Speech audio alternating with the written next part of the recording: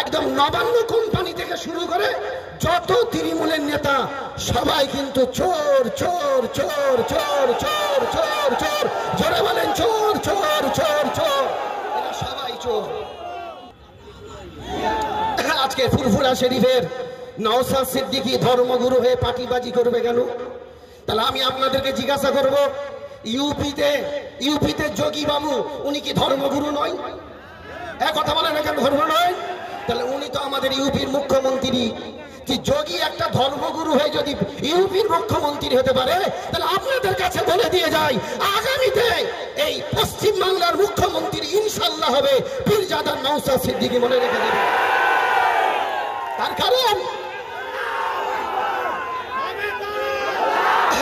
পশ্চিম বাংলার মুখ্যমন্ত্রী নবান্ন কোম্পানি বিজেপিকে ভয় করছে না, সিপিএম কে ভয় করছে না, কংগ্রেসকে ভয় করছে না, কিন্তু ভয় করছে পীরজাদা নওশাদ সিদ্দিককে।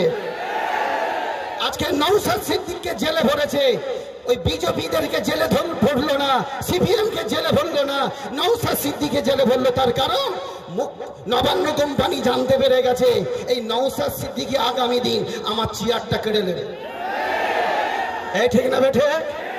আমি যুবকদেরকে জানিয়ে দিই, আগামী 1 তারিখে আজকের এই ডানকুনি হাউজিং মোড় থেকে আমি জানিয়ে দিই, আগামী 1 তারিখে আমার ভাই পীরজাদা, সে কি এমএলএ কি এমপি আমি জানি না, আমার বংশের ছেলে, আমার পীরজাদা, আমার দাদা পীরের বংশধর, আমার দাদা পীরের বংশধর যারা আছে তারা মরলেও লাখ টাকা, বাঁচলেও লাখ টাকা, ঠিক না বেঠে? মরলেও লাখ টাকা, বাঁচলেও লাখ টাকা। আগামী 1 তারিখে নওশাদ সিদ্দিককে কাসেম সিদ্দিকীর হাতে তুলে দিতে হবে, বাংলার মুসলমানদের হাতে তুলে দিতে হবে, হিন্দু দলিত আদিবাসীদের হাতে তুলে দিতে হবে। আর আগামী 1 তারিখে নওশাদ সিদ্দিকী যদি আমরা হাতে না পাই, তা সেই দিন মুখ্যমন্ত্রী জানতে পারবে বাংলার মুসলমান, বাংলার হিন্দু দলিত আদিবাসী তারা কি করতে পারে আর কি করতে পারে না, ঠিক না বেটা? আগামী দিন আমার নওশাদ 1 তারিখে নওশাদ ভাইকে বাংলার মাজলিসের হাতে তুলে দিতে হবে, ঠিক না বেঠে? আর বিশেষ করে এই ডানকুনি থানার পুলিশকে আমি ধন্যবাদ জানাবো,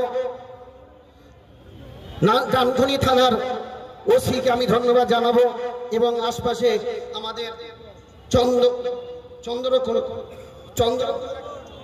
চন্দ্রনগর ওখানকার পুলিশকে আমি ধন্যবাদ জানাবো। আপনারা এসেছেন, আমাদের পাশে দাঁড়িয়েছেন। তবে কিছু পুলিশ, সব পুলিশকে আমি খারাপ বলবো না, কিছু পুলিশ আছে নবান্ন কোম্পানির চাটা, কিছু পুলিশ আছে, ঠিক না বেটা? এই পুলিশরাই আনিস খানকে মেরেছে, এই পুলিশরাই আনিস খানকে ছাদ থেকে মেরে আনিস খানকে নিচেই ফেলে তারা মেরেছে। এই পুলিশ মেরেছে, পুলিশ মেরেছে, আনিস খানকে মেরেছে, এটা বাংলার মানুষের কাছে প্রমাণ আছে, ঠিক না বেটে? এই জোরে বলি, ঠিক না বেটে? তবে অতএব আগামী 1 তারিখে আমরা আইনকে সম্মান রেখে, কোর্টকে সম্মান রেখে আমরা নওশাদ ভাইকে আমরা কলকাতা থেকে আনবো, কথা ঠিক না বেঠিক? এই আমার কথায় আপনারা একমত? এবং 18 জন তাদেরকে ছেড়ে দিতে হবে, শুধু নওশাদ সিদ্দিকী নয়, 18 জনকে বেকসুর মুক্তি দিতে হবে। আর গতকাল আরাবুলের বাহিনী রাত 1:30 থেকে 3টে পর্যন্ত ভাঙড়ে আইএসএফ বাড়ি ছেলেদেরকে মেরেছে, তাদের বাড়ি ভাঙচুর করেছে। গত পরশুদিন করেছে, তার আগের দিনে করেছে। আমি লাগাতার মিডিয়াতে জানিয়েছি, ছবি সমেত কিছু ভাইরাল হয়েছে। আর গত 3 দিন আগে ওই আরাবুল যে বড় সন্ত্রাস, সে 6 লাইনে বাবুর হোটেলের পাশে দাঁড়িয়ে সকলের সামনে বলছে, আমি যা করে দিয়েছি 2026-এ মুখ্যমন্ত্রী আমাকে টিকিট দিবে। শুনতে পাচ্ছেন না? 2026-এ আমাকে মুখ্যমন্ত্রী টিকিট দেবে। তার মানে কি? মুখ্যমন্ত্রীর কাছে প্রমাণ করতে চাইছে যে আমি কত বড় গুন্ডা, এই গুন্ডাদেরকে আপনাদেরকে নিয়ে থাকতে হবে, এই গুন্ডাদের খেলে আপনাকে চলতে হবে, আর এই গুন্ডাদেরকে আপনাদের টিকিট দিতে হবে, ঠিক না বেঠিক?